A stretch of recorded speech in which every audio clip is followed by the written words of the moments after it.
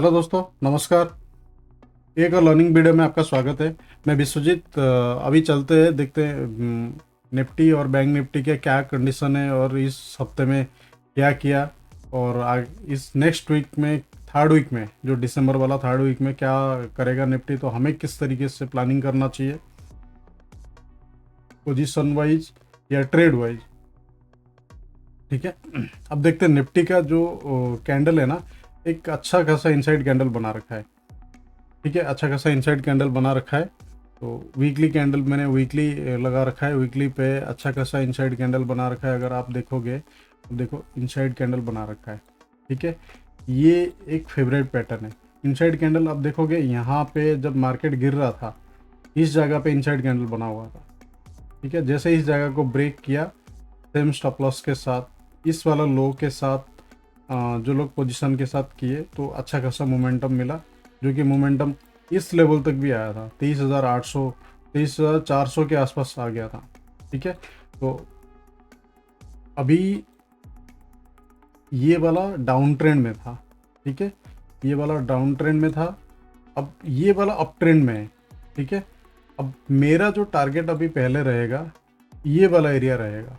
ठीक है, 25,250 के आसपास अगर ये ब्रेक करता है, 24,800 को ब्रेक करता है, तो ये वाला एरिया रहेगा। और स्टॉप लॉस 24,500 के आसपास इस कैंडल का 50% में लूँगा। ठीक है, अब डेली कैंडल पे थोड़ा सा देख लेते किस तरीके से दिख रहा है कैंडल, क्योंकि बहुत लंबी कैंडल बनी हुई है। डेली कैंडल पे अगर हम देखें, देखो ये जितने दिन कंसोलिडेट किया है, कम से कम 5 दिन कंसोलिडेट करने के बाद ये एरिया को ब्रेक किया, नीचे वाला एरिया को ब्रेक किया, ये वाला एरिया को ब्रेक किया, है ना, ये वाला एरिया को ब्रेक किया और अच्छा खासा मूव हुआ। लेकिन ये मूव सस्टेन नहीं हुआ, यहीं से ही बाउंस बैक किया। बाउंस बैक करने के बाद जो हाई था, इस वाला लेवल का 24,800 के हाई था, ऑलमोस्ट हाई के पास पहुंच गया। ठीक है, ऑलमोस्ट हाई के पास पहुंच गया। तो हालांकि मैंने तो इसमें ट्रेड नहीं किया, ट्रेड किया होता तो मैं बता देता। ट्रेड नहीं किया क्योंकि कुछ मेरा टारगेट भी हिट हुआ है और कुछ प्लानिंग भी हुआ है। मैं नहीं चाहता अननेसेसरी ये ट्रैप हो जाए, क्योंकि जो पोजीशन था मैंने ऑलरेडी बुक कर चुका था बैंक निफ्टी में, और बैंक निफ्टी चेंज होने के बाद तो थोड़ा सा मैं ट्रेड को अभी कम कर दिया हूँ। ठीक है, मैं क्रिप्टो को एक्सप्लोर कर रहा हूँ थोड़ा सा। क्रिप्टो में मार्जिन वगैरह ठीक ठाक है। अगर आप क्रिप्टो में आना चाहते हो तो मेरे से जुड़ सकते हो। तो बेसिक टू एडवांस सीख सकते हो, और सीखने के बाद बहुत अच्छा मतलब ग्रोथ है क्रिप्टो में। ठीक है, जैसे निफ्टी बुल रन, मतलब इंडियन शेयर मार्केट बुल हुआ था, तो ऐसे ही फॉरेक्स में क्रिप्टो में भी बहुत अच्छा हो सकता है। ठीक है, तो बहुत ईजी है। तो दो एक्सचेंज में आप खोल सकते हो, कॉइन DCX में खोल सकते हो, ठीक है, या तो डेल्टा एक्सचेंज में खोल सकते हो, डेल्टा एक्सचेंज में खोल सकते हो। तो दोनों की अकाउंट में डिस्क्रिप्शन में दे दूंगा, तब वहाँ से ज्वाइन करके खोल सकते हो। और दूसरा प्रो ट्रेडर क्लब को आप ज्वाइन भी कर सकते हो। ठीक है, उसमें से बहुत सारे लेवल, बहुत सारे क्रिप्टो कॉइन कहाँ से चल सकते हैं, कहाँ से आपको अच्छा मूव दे सकते हैं, तो उसके बारे में मैं डिस्कस करता हूँ। ठीक है, तो और निफ्टी, बैंक निफ्टी, और उसमें हम बहुत सारे स्टॉक भी डिस्कस करते हैं जो मल्टी बैगर। मैं इस साल एंड तक वीडियो बनाऊंगा कैसे मैंने 300% का रिटर्न मैंने ऑलरेडी जनरेट किया है एक स्टॉक में। ठीक है, हालांकि बहुत सारे स्टॉक नहीं था। ठीक है, पैसे पे नहीं जाते। अब पैसे पे नहीं जाते, आप सोचोगे आपने कितने पैसे उसमें कमाए हैं, तो पैसे पे नहीं जाते। मैंने 300% का रिटर्न कमाया। ठीक है, 300%। तो उसी हिसाब से एक स्टॉक ने दिया है। तो कुछ फंडामेंटल चेक करेंगे मैंने जितने स्टॉक लिए हैं। ठीक है, इस साल एंड तक मैंने वो वीडियो ले आऊँगा। तो पहले ये देखिए निफ्टी। अब चलते थोड़ा सा अब क्रिप्टो का अगर आप ज्वाइन कर सकते हो तो मेरे लिंक में डिस्क्रिप्शन है, तो अकाउंट खोल के आप ज्वाइन कर सकते हो। अदरवाइज ऐसे भी आप मेंबरशिप लेके ज्वाइन कर सकते हो। ठीक है, बहुत अच्छा बेनिफिट मिलेगा आपको। अब देखो, जो निफ्टी ने इस वाला एरिया से बाउंस बैक किया, हालांकि मैं भी थोड़ा सा देख रहा था 15 मिनट कैंडल पे, तो बड़ा अच्छा खासा एक हैमर कैंडल बनाया। ठीक है, एक हैमर कैंडल बनाने के बाद वहाँ से जो बाउंस बैक किया एकदम से, मतलब भी से रिकवर किया। ठीक है, क्योंकि मार्केट को नीचे आना नहीं है, थोड़ा साइकोलॉजी समझ लेते हैं, मार्केट को नीचे आना नहीं है कि कंसोलिडेट हुआ, ये वाला एरिया को ब्रेक किया, ये वाला ब्रेक होने के बाद अगर यहीं होता तो नीचे आ जाता। अभी इस एरिया को रेस्पेक्ट किया, रेस्पेक्ट करने के बाद अब ऊपर 26,800 के आसपास ट्रेड किया, काफ़ी दिन यहाँ से ट्रेड किया, तो लोगों को यही भी लगा, ट्रैप कराया लोगों को, क्योंकि कंसोलिडेट होने के बाद जिस एरिया में ब्रेकडाउन हुआ तो अच्छा खासा पॉइंट मिला।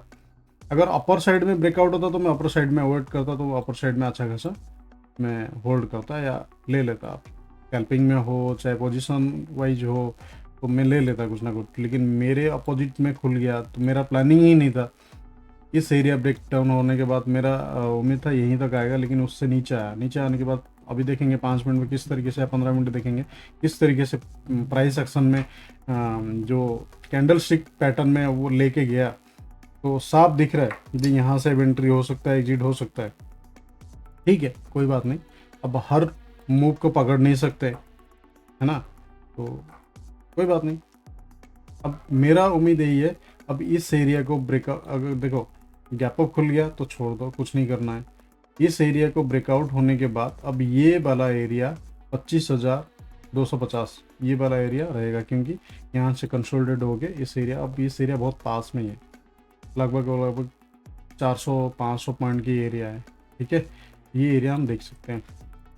इस एरिया जब तक ऊपर नहीं जाता है, 800 के ऊपर नहीं क्लोज करता है, तो क्योंकि 25,000 एक साइकोलॉजी लेवल है, तो हो सकता है गैप अप खोलने के बाद हो जाए। तो मंडे से जिस तरीके से खुलेगा उसके बाद ही प्लान कर सकते हैं, प्राइस एक्शन देख के। इस वाला जो एरिया है 500 वाला एरिया, 24,500 की एरिया, ये 200 पॉइंट एक एसएल की प्लानिंग रहेगी। ठीक है, उसके बाद हम ये एरिया में ले सकते हैं। अब वो किस तरीके से मार्केट ओपन होता है, कितना, बहुत ज़्यादा अगर गैप अप खुल जाएगा तो दिक्कत हो जाएगी, है ना। तो अभी देखते हैं 5 मिनट चार्ट पे, 5 मिनट चार्ट पे किस तरीके से, देखो अब 5 मिनट चार्ट पे, 15 मिनट चार्ट पे मैं आ गया। 15 मिनट चार्ट पे, 15 मिनट चार्ट पे अब देखोगे यहाँ पे दोनों हैमर कैंडल बनाया है। ठीक है, हैमर कैंडल बनाने के बाद अब ये एक इन्वर्टेड हैमर बनाया, बनाने के बाद अब इस एरिया पे पूरे हाई के हाई लगा के चला गया, जो पिछले हाई था उसको तोड़ दिया, एक कैंडल पे उसके बाहर आ गया। ठीक है, जितने भी ब्रेक डाउन हुआ था। अब ये लेवल 800 लेवल अगर ब्रेक होता है तो 25,200-250 तक ये जा सकता है, ये वाला लेवल एरिया रहेगा। और मेरा स्टॉप लॉस अगर पोजिशनल वाइज रहेगा तो ये एरिया सपोर्ट रहेगा। क्यों, एक बड़ी सी कैंडल बनाया, प्राइस यहाँ पे बहुत सारे लोगों की स्टॉप लॉस होगा। ठीक है, प्राइस अब देखो एक रेड कैंडल बना, यहाँ अगर नीचे आता तो नीचे भी आ जाता, लेकिन यहाँ पे प्राइस होल्ड गया। यहाँ पे लोगों के पोजीशन ऑलरेडी बना के रखे हैं, कि थोड़ा सा रिट्रेसमेंट हुआ उसके बाद पुल अप कर लिया मार्केट को। ठीक है, तो सेम निफ्टी की अब नीचे अगर आता है तो थोड़ा सा आप छोड़ देना इस एरिया को, क्योंकि अब ये एरिया जो था 300 वाला एरिया को ब्रेक करके अब नीचे आ गया। अब ये थोड़ा सा इसको ना शार्प मोमेंटम नहीं मिलेगा, ग्राइंडिंग मोमेंटम होगा, हो सकता है थोड़ी सी वेट करे यहाँ पे इस एरिया में, कुछ दिन वेट करे इस एरिया में, उसके बाद फिर एक ब्रेकआउट देगा। तो थोड़ा सा वेट करते देखते, अगर कुछ प्लानिंग बड़ा सा होता है तो मैंने यही बता दिया, इस एरिया निकलने के बाद थोड़ा सा पोजीशन अपना लेना। देखो बैंक निफ्टी भी वीकली कैंडल पे अगर देखोगे सेम इनसाइड कैंडल बना है। ठीक है, अगर आपने ऑब्जर्व नहीं कर पाए तो प्लीज़ कमेंट सेक्शन में बताना ये वाला पैटर्न को। ठीक है, मतलब एक ड्रैगन फ्लाई डोजी बना दिया यहाँ पे। ठीक है, बना के 51-52 के आसपास, 51-900 के आसपास, तो ये वाला ब्रेकआउट दे दिया था ऑलमोस्ट। ये जहाँ से करेक्शन हुआ था, ये वाला लेवल से जहाँ से करेक्शन हुआ था, तो वहीं पे मार्केट पहुँच गया कितने दिन के बाद, कंसोलिडेट होने के बाद। अब देखोगे अक्टूबर से दिसंबर मतलब फर्स्ट वीक तक ये इतने कंसोलिडेट किया है। तो कंसोलिडेट किया है, प्राइस नीचे भी नहीं आया क्योंकि ये सपोर्ट जोन था, तो यहीं से मार्केट मूव किया, तो थोड़ा सा इनसाइड कैंडल बनाया, मतलब पहुंच किया मार्केट, होल्ड किया। होल्ड करने के बाद हो सकता है जो मूवमेंट करेगा, पहला टारगेट होगा 54,400 करीब, ये वाला जो लेवल होगा ना 54,400 के आसपास होगा, 400-500। अगर ये 53,600 को ब्रेक करता है, डेली कैंडल पे आप देखोगे, डेली कैंडल पे अगर आप देखोगे, देखो कितना ये सेम पैटर्न है जो निफ्टी की है, वो बैंक निफ्टी की है। अब कितना कंसोलिडेट होने के बाद 4-5 दिन कंसोलिडेट होने के बाद नीचे प्राइस ब्रेकडाउन किया, ब्रेकडाउन करने के बाद एकदम से शार्प मूव हुआ, तो दोनों एक साथ में भागे। ठीक है, क्योंकि अब कुछ बैंक इनको सपोर्ट भी किया है। अब देखोगे SBI, एक्सिस और कोटक महिंद्रा, ICICI, HDFC सारे हेवी वेट ने इसको सपोर्ट किया है। तो उन्हें तो क्यों नहीं आएगा? ऑलरेडी यार जहाँ मेजोरिटी है तो उस साइड मूव करेगा, है ना। तो अब देखते हैं ये वाला एरिया अगर 53,800 अगर ब्रेक होता है, अब 600 के पास क्लोजिंग हुआ है ये वाला एरिया, 200 पॉइंट का एरिया है और स्टॉप लॉस यहीं पे 53,000 मेन मेजोरिटी जो रहेगा इसकी स्टॉप लॉस रहेगा, क्योंकि स्टॉप लॉस तो बड़ा हो जाता है।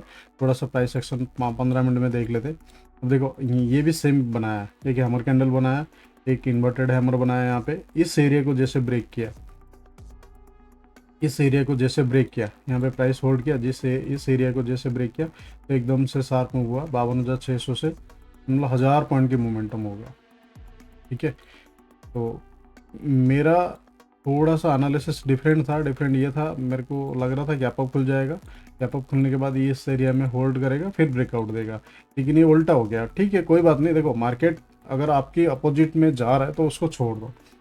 जब आपके एनालिसिस और आपके व्यू के हिसाब से मार्केट चलता है तो उस टाइम पे आप रिएक्ट करो, और जो भी आपको पोजीशन बनाना है आपके प्लानिंग के हिसाब से तो आप करो। यहाँ पे आया तो मैंने कन्विक्स नहीं था तो मैंने छोड़ दिया, लेकिन अच्छा खासा स्कैल्पिंग हुआ। जो लोग कमाना चाहते तो अच्छा खासा पैसे कमाए, तो कोई बात नहीं। मैंने ऑलरेडी बताया हुआ है, मैंने एक भी पोजीशन नहीं लिया। तो इस एरिया ब्रेकडाउन होने के बाद ऑलरेडी ये वाला एरिया पे ऑलरेडी क्लोज दे दिया। ठीक है, 600 के आसपास क्लोजिंग दिया। 800 अगर ब्रेक करता है इस लेवल को, गैप अप खुल जाए तो छोड़ देना, क्योंकि एक दिन छोड़ने के बाद उस कैंडल का हाई जब ब्रेक करता है तो पोजीशन बनाना, तो ये वाला हाई को टच कर सकता है। 54,400 को ये हाई होगा। ठीक है, अगर इसके अंदर जब तक 800 के अंदर जब तक रहता है तब तक उसको कुछ नहीं करना, छोड़ देना। हो सकता है ग्राइंडिंग इस तरीके से मोमेंटम फिर करे, या थोड़ा सा इस लो को टच कर सकता है 52,600 को।